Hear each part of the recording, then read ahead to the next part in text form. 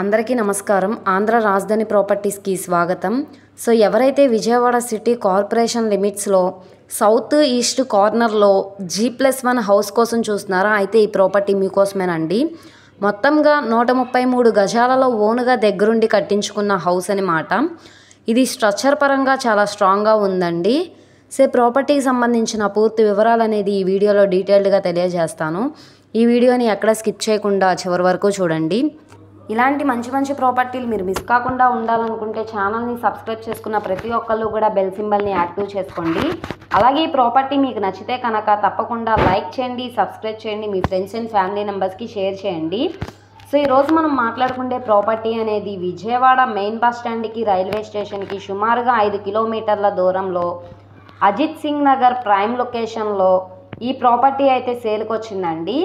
ఇది road facing వెడల్పు వచ్చేసి 30, లోతు అయితే 40 అయితే ఉంటుందండి.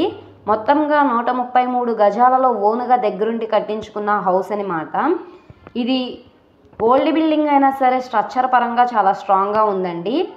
సో లాస్ట్ టైం మనకి బ్యాంక్ ఆప్షన్లో సేల్కి వచ్చింది. అప్పుడు 54 లక్షల రిజర్వ్ ప్రైస్కి అయితే సేల్కి వచ్చింది.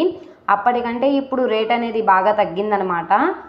ఇప్పుడు మనకి బ్యాంక్ ఆప్షన్లో 42 లక్షల రిజర్వ్ ప్రైస్కి సేల్కి వచ్చింది. ఆప్షన్లో పార్టిసిపేట్ చేసే వాళ్ళ బట్టి రేట్ అనేది ఇంక్రీజ్ అయ్యే అవకాశం అయితే ఉంటుందండి. సో ఇక్కడ బిల్డింగ్ వాల్యుయేషన్, ల్యాండ్ వాల్యుయేషన్తో కంపేర్ చేస్తే ఇది మనకి 70 లక్షలు వాల్యూ చేసే ప్రాపర్టీ చాలా తక్కువ ప్రైస్కి అయితే మనకి ఆప్షన్లో సేల్కి వచ్చింది. అసలు మిస్ చేసుకోమాకండి.